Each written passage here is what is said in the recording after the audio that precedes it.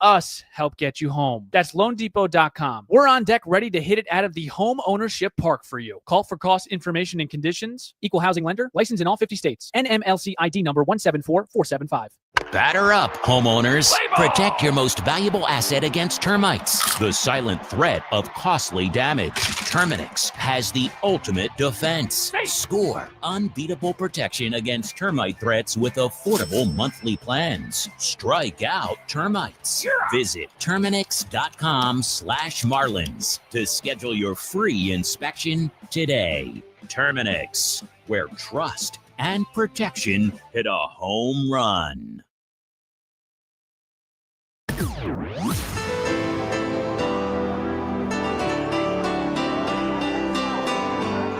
Thanks for listening to Miami Marlins Baseball. Marlins Baseball is brought to you by ADT, the official smart security partner of the Miami Marlins, and Norwegian Cruise Line. Experience more at sea.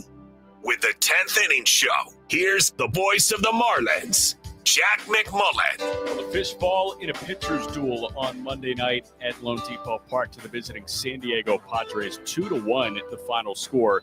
And a game started by Randy Vasquez for San Diego and Yuri Perez for the Marlins. Jack McMullen, Jeff Nelson, taking you through the 10th inning show here. Yuri threw the ball pretty well. It seemed like he didn't have his best stuff, but still 5 innings, a 2-run ball. Unfortunately, this San Diego bullpen, I know they have the second best bullpen ERA in baseball. It feels like this is the best bullpen in baseball. Yeah, it was pretty tough. They had to get 14 outs tonight. Vasquez only given a 4 1/3. Not a bad job. He had a lot of traffic on the bases that the Marlins weren't able to get that big hit and push across a couple. And Perez did the same thing. He had a lot of traffic on the base pass, but was able to pitch around it. And that's what kind of stuff he has. He's got great stuff. Only gave up the 2 runs in that second inning. And if you go back and think about it, Merrill ran through the stop sign for that second run in that inning. If that didn't happen, if he holds up, maybe we're going into extras. But a well-pitched game on both sides, both bullpens. You look at Simpson and Phillips getting 2 innings of shutout baseball apiece. So it was a really good game. It's just unfortunate the Marlins came out on the short end. What'd you make of Yuri tonight? No, I thought he was okay. There's some of the sliders where he got underneath. So he still, I think, needs to be get more intense on some of the breaking stuff. The fastball was good. I think maybe he went to the curveball and the slider a little bit too much. If you look at some of the hits, it weren't really on the 4-seamer besides Bogarts jumping him early.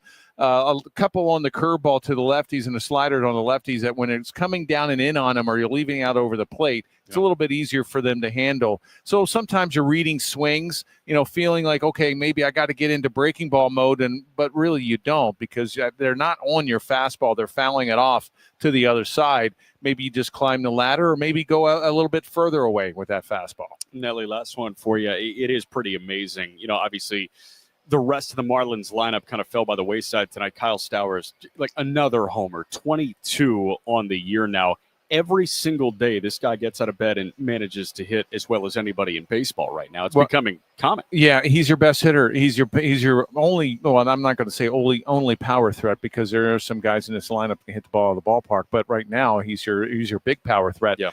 I'm going to ask tomorrow, but I mean, he's hitting fifth. Sometimes with lefties, he's hitting down the lineup. He's your best player. You look at the lineup, and you got to see Edwards had 3 hits tonight.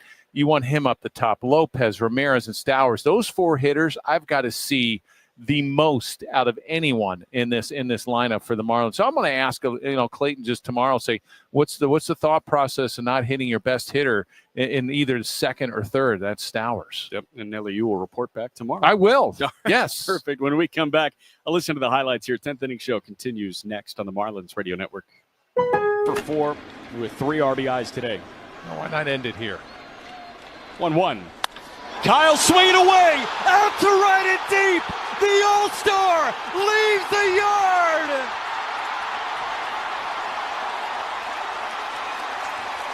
Welcome to the second half. Same Kyle. A walk-off, 2-run home run. 8-7, the Marlins get the win in 10. Makes a play and makes a perfect throw at home. 2-2.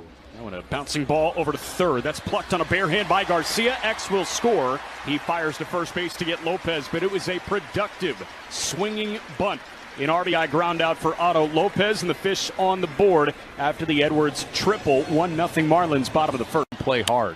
0-2, that one hammered out to left and deep. Lofton back, he's looking up, and it slams off the wall. 1 run in, here comes a second. They hold Sanchez at third, and it's a 2-run double for Otto. Lopez obliterates a baseball. 108 off the bat, and the 2-run two-bagger makes it 3-1 Fish in the bottom of the 8th. Are you starting to feel like there's a little magic to this team right now? I mean, it's always been magic in this team already. So I just feel like we wake up something inside us, like that. It just make us play more fun. Just go out there and enjoy it more, and that's what we've been doing. Doing nothing different. How did you see that 8th inning unfold?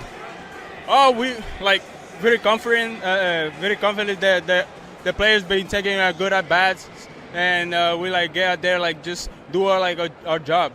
Free available on qualifying orders. Retail sales only. Some exclusions apply. See store for details. Hey, this is Ryan Weathers here, and you're listening to the 10th Inning Show on the Marlins Radio Network. 10th inning show after the Marlins unfortunately fall to the visiting San Diego Padres 2-1 on Monday night, kicking off a 3-game weekday series. Jack McMullen here taking you through the 10th inning show. Play the highlights now, and not much tonight. Obviously, it was a pitcher's duel. It was a good rhythm for Yuri Perez after a 2-run second. And Randy Vasquez just managed to work out at trouble for his 4 1/3, and the Padre bullpen really shut it down. But scoring opened in the top of the 2nd inning. Xander Bogaerts had a leadoff double in that frame, and Jackson Merrill, a hitter later, opened it up. He is lined into right field. That's falling quickly on Sanchez. That gets in front of him on a hop. Bogaerts will score from third base. It's an RBI single for Merrill. And Yuri Perez looks a little human tonight. An RBI knock. It's 1-0 San Diego in the top of the 2nd. A couple of hitters later, Merrill was stranded at first base after Cronenworth struck out and Jose Iglesias lined out to second. But Martin Maldonado smoked a ball down the left field line.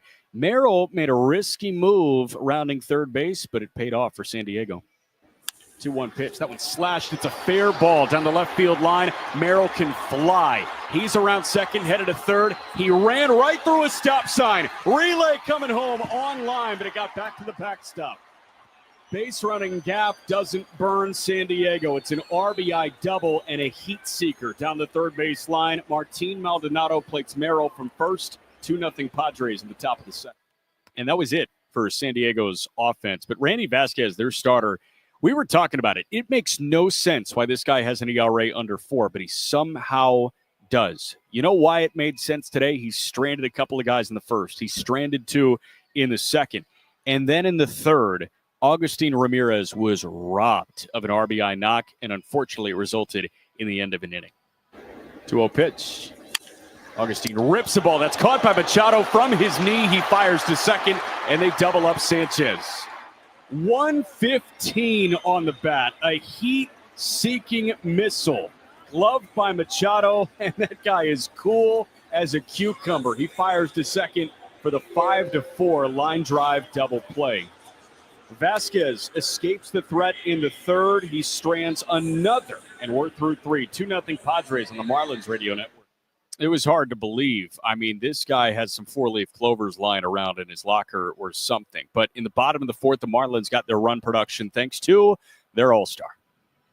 And Stowers hits one well out to left center field. Merrill back on the track at the wall. He's looking up, and it's gone. That thing just kept on going. Kyle Stowers out to left center field. Fish on the board. They cut the deficit in half. Homer number 22 on the year, and it's 2-1 Padres in the bottom of the 4th. Kyle Stowers, again, 22 homers. That was RBI number 60 on his season, and this is one of the best months that we've ever seen in a Marlins uniform. The OPS for Kyle in the month of July is over 1,300. But that was all. As Jeff Nelson mentioned, it was 4 2/3 innings of 2-hit shutout ball from the Padre bullpen. Morejon went 5 up, 5 down. Jeremiah Estrada with a perfect 7th. In the 8th, Jason Adams spun a scoreless frame. and Robert Suarez got the job done to finish the job. Hill not going. That one a sharp roller over to short. That could do it. Bogarts flips to second. They go the short way, and they get Hill, the lead man. 6-4 on the fielder's choice. One pitch in the final out against Heriberto Hernandez. Well, it's a really good ball game, 2-1. You got to hand it to both starters and then bullpens. Both bullpens, an outstanding job. The Marlins, even though Perez did not have his great stuff, still 2 runs in 5 innings, and Simpson and Phillips were outstanding, 2 shutout innings apiece to put up some zeros to just give the chance for that Marlin offense to maybe come back. But the second best bullpen in baseball, the ERA-wise, just shut down the bats of the Marlins. Really good game, though. Really good game. Again, final score, Marlins fall to the Padres on Monday evening at Lone Depot Park, 2-1. Total. And he's right. The 4 horsemen is what the telecast called him. Morejon, Estrada, Adam, and Suarez. They were nails. Morejon, the winner, holds to Estrada and Adam, and Robert Suarez, his major league leading 29th save. When we come back, we'll hear from the skipper, Clayton McCullough. That's coming up next on the Marlins Radio Network. Lugo's 2-2 to Sanchez. That one hit well. Out to center field in deep. Isbell working back. He's just looking up. It is gone. Hope you kept your feet up, Sanchi. 3-1. That one hit well. Out to right center. Caglione back at the track. Number 20. How about the All-Star?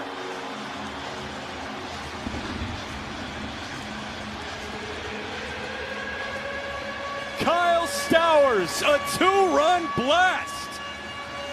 And it's an early ambush, 3-0 Fish in the bottom of the first inning. Eventually, it may become a problem. Otto hits one out to left center field and deep. Isbell back, track, wall. He jumps up. It's off the LED facing in left center. Edwards trots home from third. Otto Lopez missed a homer by feet, but he's got an RBI double, and they are hammering Seth Lugo. After we won the game, 1-0 pitch. That one hit high in the air out to shallow center field. Long run for Isbell and Witt. That drops into the triangle, and that'll plate a run. Kyle Stowers, it may not be a long ball, but he finds the perfect spot in left center field. He loops an RBI single, and the Fish keep jumping on Lugo. 5-0 on the RBI knock in the bottom of the third. For 4 with 3 RBIs today. why not end it here? 1-1. Kyle swinging away, out to right and deep. The All-Star leaves the yard.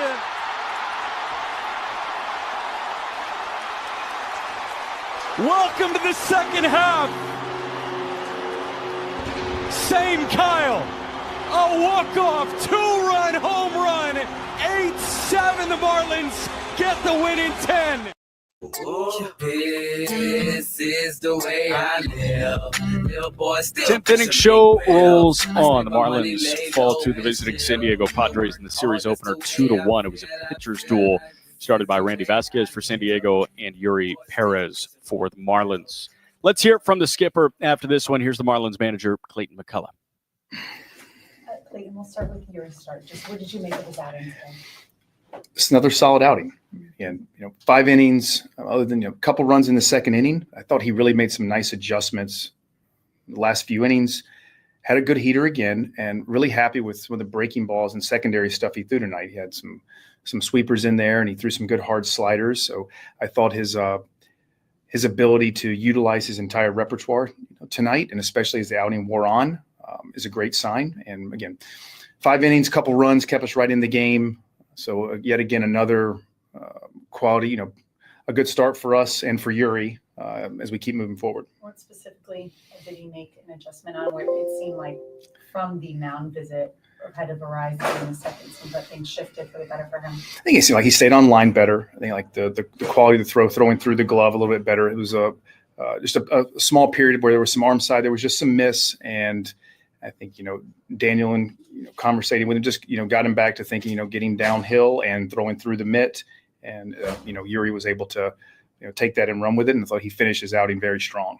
Offensively, offensively, your team hit the ball really hard, but not a lot to show from it. Are you okay with their approach at the plate today, or did you want to see something else? I liked what we did offensively today. When we scattered some hits, I think even with Vasquez early on, I thought we had some really nice takes. I think we laid off some balls at the bottom of the zone, some of those sinkers down there that were good pitchers' pitches. And so I think offensively our approach was very sound. I mean, unfortunately, the ball Gus hits to third was right on the screws. Stowie's hit one as well. That's how things go. I think that if we continue to take at-bats of that quality and of that nature, that puts you in at least a good position to be able to create innings and score runs.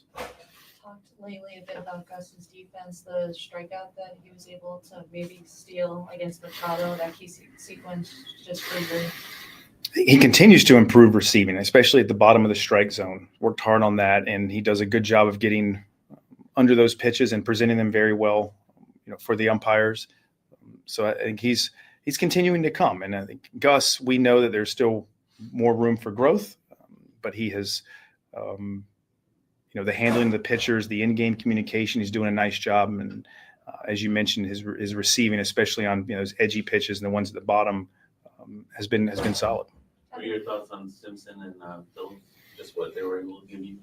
Oh, they threw great. And Josh, after a bit of a layoff, coming out of the All-Star break in a few days, to go 7 days or so without pitching, with how the calendar lined up to come in there tonight, and other than the leadoff walk to Xander, he really threw the ball exceptionally well. Spun his breaking ball very well.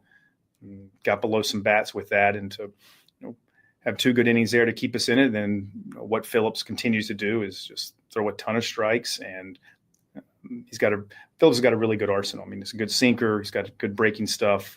The split finger. Both those guys had really efficient couple of innings, to take down 4 there and keep us in a position where we had a chance to come back and potentially win. A few base runners against their bullpen, but they're really tough. What is it about them as a core? Yeah, Maury Hone has turned himself into probably one of the best relievers in baseball, especially from the left side. It's big velocity, and you see, Estrada, you got velocity, extension, characteristics. It's a good heater with the split behind it. Adam and Suarez as well, an all-star. So, I mean, the collection of guys that we saw tonight is, it's great. I mean, it's good. Those are high-end bullpen arms, and they threw the ball well tonight. You get a couple of guys on. It's tough to string real innings in there against them, but at least we made them work for the outs that they got, and good for us. They just came out on top tonight. You guys were able to contain Manny Machado tonight with 4 by flashing the leather as he always does out there. Just what makes him so good defensively, and we've seen him a ton. Yeah, seen him too much. Manny all around is probably on a Hall of Fame type trajectory of a career, both sides of the ball. The ability, probably hard to think of someone that I can remember that can throw with them from the arm angles and slots that he can, with the accuracy and the strength on those throws. I mean, the play he made on X, backhand, going into foul territory and making that close. So he's been doing that for a lot of years now, and really good player, high baseball IQ. Good player. All right, that was the Marlins manager, Clayton McCullough. When we come back, we'll hear from Yuri Perez, and we'll say see ya, get Steven Strom's thoughts. 10th Inning Show concludes next on the Marlins Radio Network. Visit Miccosukee Casino and Resort, where fortune meets fun. 2-1. That one lifted out to left center field. Hill and Myers converging. Derek Hill calling for it. D. Hill's got it. And that is how this ball game ends. Horsepower on the hill.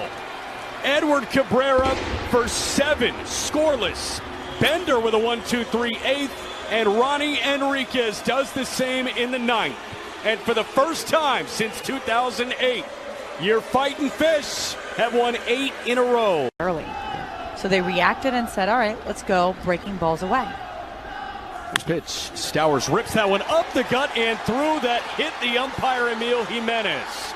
Jesus Sanchez around second. He comes in to score, but Jimenez is saying, hold on. Whoa. Hold on. That hit him on the leg, and that will in all likelihood. The bench, and they're like, no, we see you as a future starter. 1-1. That one rolled over to short. Could be two. Lee on to second for one. On to first. Not in time. A fielder's choice. And that brings in the first run. Xavier Edwards scores from third base. It is an RBI for Otto Lopez. He's right back on that RBI groove. A 6-4 fielder's choice. It's 1-0 Marlins in the bottom of the first. Right up there. Oh, goodness. 1-2. Otto on the move again, and Augustine smacks the ball out to left center. No doubt about it. Lucky number 13 for Augustine Ramirez. An ambush. 425 feet on the homer, and it's 3-0 Fish right away. This roster, it's the youngest roster in Major League Baseball. State. Savings vary. Subject to terms, conditions, and availability. Allstate Fire and Casualty Insurance Company and affiliates, Northbrook, Illinois. Well, the Fish fall in this one. A pitcher's duel again, 2-1, the final score. Yuri Perez did his part. 5 innings of 2-run ball. Seemed like he didn't have his best stuff, but he still muscled his way through a talented Padre lineup. Let's hear from Yuri after his start, translated by the great Louis Durance. Yuri, we'll start in the second. When Daniel Mosquez came out to have a mound with you right before the Luis Arias at bat, what did he say to you? Sí, empecemos con esa parte del segundo inning, cuando Daniel sale a hablar contigo y prácticamente después del turno de Luis, ¿no? ¿Qué te dijo específicamente? No, tuvimos una pequeña conversación ahí entre yo y Agustín de que no estábamos de acuerdo en alguna cosa y tratamos de arreglarlo ahí para poder salir del inning y poder seguir compitiendo. Trató de decirme también de qué picheo quería tirarle al siguiente bateador y todo eso. Yeah, it was a short conversation I had with him and things that I needed to be on the same page with Agustin, and then we were able to do that on that inning, and also he was suggesting a few pitches that I needed to throw to the next batter. What adjustment did you make after the second inning to be able to hold them scoreless through the following three? Sí, ¿qué ajuste tú pudiste hacer después de ese segundo inning? Lo mantuviste sin hacer carrera. Bueno, parte de la conversación que hablamos fue que tratara de pedir los picheos más temprano para yo tener más tiempo de saber qué picheo voy a poder tirar y todo eso, y creo que hicimos un buen ajuste tratando de también tirar el primer picheo detrás y caerle arriba al bateador. Yeah, I think the biggest adjustment was just to request the pitches way earlier, so I had enough time to pick the pitch or make the adjustment I have to do once for delivery, and just throwing strikes for the first pitch. Did you make an adjustment in your arsenal? Did you start to lean more on the breaking ball? Sí, hiciste un ajuste en tu arsenal. ¿Tú fuiste más para los picheos quebrados o por qué hiciste? Sí, porque en los primeros innings estaban ya ready para la recta, ya que no estuve tirando muchos rompientes. So, tratamos de cambiar un poquito la secuencia con los picheos rompientes y yo creo que eso nos funcionó un poquito más. Yeah, I think that was part of the plan there. On the first innings, we saw they were actually waiting for fastball all the time. So we did change the sequence and went more with some breaking balls. A week between pitching, just with the All-Star break, what did you do, if anything? And just, did you feel rusty at all when you first started the outing, or were you fine? Sí, o sea, un poquito más de una semana, ¿no? Después con el All-Star break y todo. No sé qué hiciste durante el All-Star break, si hiciste algo para mantenerte en forma y si te sentiste un poquito oxidado ahí cuando saliste. Bueno, no hice mucho, ya que no había con qué en mi casa, pero traté de mantenerme así un poquito, calentando un poquito, pero eso también es parte de lo que pasó, de que tuvimos mucho tiempo sin ver los bateadores y todo eso y sin tirar, pero no es una excusa por la cual las cosas no salieron tan bien. Yeah, I didn't do much on the break. I was just trying to get loose a little bit, and yeah, you're right, a long time without seeing hitters. But I don't think that's just an excuse, right? To for the results that we had today. But yeah, that's pretty much it. Not that you're facing major league lineups every time out, but when you see like Tatis, Machado, Luis, just the way your stuff plays against them, the kind of success and results you have, does that help give you an idea of where you are right now in your career? No es que estés a lo mejor enfrentándote O sea, todos los line-ups son de Grandes Ligas, pero un line-up como este, ¿no? Con Tatis, Machado o Luis, cuando tú lanzas tus cosas, ¿no? Tu arsenal contra ellos y ves cómo funciona, eso te da como que una idea de dónde estás tú en la liga. Sí, más que primera vez enfrentando a este equipo. Un poquito difícil, ya que ellos siempre están ready, son unos bateadores increíbles. Uno trata de también controlar un poquito en la zona donde uno cree que ellos no pueden llegar, pero sí, trabajándolo un poquito más afuera de la zona para poder sacarlo out y tratar de no ponchar, sino tratar de hacer menos lanzamientos para seguir en el juego y seguir compitiendo. Yeah, of course, it helps you to that perspective. But it is unbelievable. It always is the first time I faced this lineup, and it's an incredible lineup. They're very talented. So you got to compete all the time, and try your best. Try to work around the zone, and try to avoid mostly the strikeouts and try to get like as few as pitches as you can to get the out. But it's an unbelievable lineup they have. All right, that was Yuri Perez and Luis Durante after Yuri start again. 5 innings, a 2-run ball, and a 2-1 loss to the San Diego Padres. Steven Strom, where are we going? I got one simple thing, and if we're going to win this series, we got to get to them early. And we're going to see a bunch of really good teams over the next now 62. This was game 99 tonight, so game 100 tomorrow.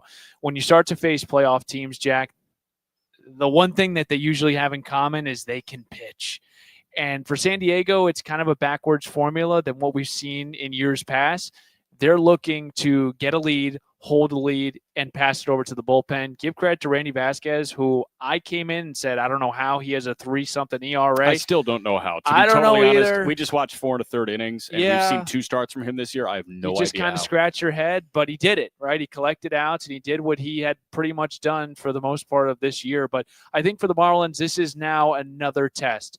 You guys, had so much success in the first half. Now you're going to face playoff teams that have a similar formula to win. How can you get to Stephen Kolek tomorrow? How can you get to the starter? Because we're not just going to see San Diego. We're going to see Milwaukee, who plays a very similar style. Yeah, 100%. And you're going to get, when we go to Milwaukee, you're going to get Koenig, and you're going to get Abner Uribe, and you're going to get Trevor McGill. And then we go to St. Louis, and barring a sale, you're going to see Ryan Helsley at the back end of that ball game. And it just keeps on going, and you see these guys. It is modern baseball. It's 2025 baseball. To your point, if you have a good team, chances are you have a guy that throws 100 miles an hour. Yeah. And they have 4. They have Morejon. They have Estrada. Adam doesn't throw 100, but he does enough weird stuff to make it work. And they don't Suarez need someone that throw 100 when they have the other 3, like you said. But like they've got Adam 3 is a of them, nice, right? Adam's It's a great crazy. offset for them. It is crazy, and it works for San Diego, and that is why they are positioned to make a run very deep in October if they do get there. But the Marlins, you're right. They got to get to Stephen Kolek tomorrow. It'll be Stephen Kolek and Cabby. We'll see how Cabby bounces back from his elbow discomfort last time out on the previous road trip in Cincinnati. Yeah, great to see that Cabby's going to start tomorrow. He's been the Marlins' best pitcher. And, again, and I thought even tonight, real quick, just with Yuri, Yuri, I didn't think had his best stuff, but he still gave you 5 and 2 runs. That's where, that's pretty cool to show you where he's at right now in this still journey. This is still start number 8 back from Tommy John. So the best is far. I mean, if you had to go 1 to 10, Yuri's potential and where he's at, I would say Yuri's at a 4 or 5 right now. Yuri has a whole other level that he hasn't reached. So, looking forward to Cabrera tomorrow too, Jack. And, hopefully, again, we can get to Stephen Kolek earlier in this game, build a lead, and not face those arms with the game state being what it was in, a 1-run game. It's all about game state. Game state, game context, and count leverage. It's all about gaining count leverage, and it's all about game state. Huge thank you to Ahmed Jordan in studio. For Steven Strom, for Jeff Nelson, I'm Jack McMullen saying so long from Lone Depot Park. Again, the final score, the Padres 2, the Marlins 1. Back at it tomorrow at 6:40. Steven hits the air with Marlins on deck at 6 o'clock. This has been a presentation of Miami Marlins baseball on the Marlins Radio Network. Number 1 on your car radio pre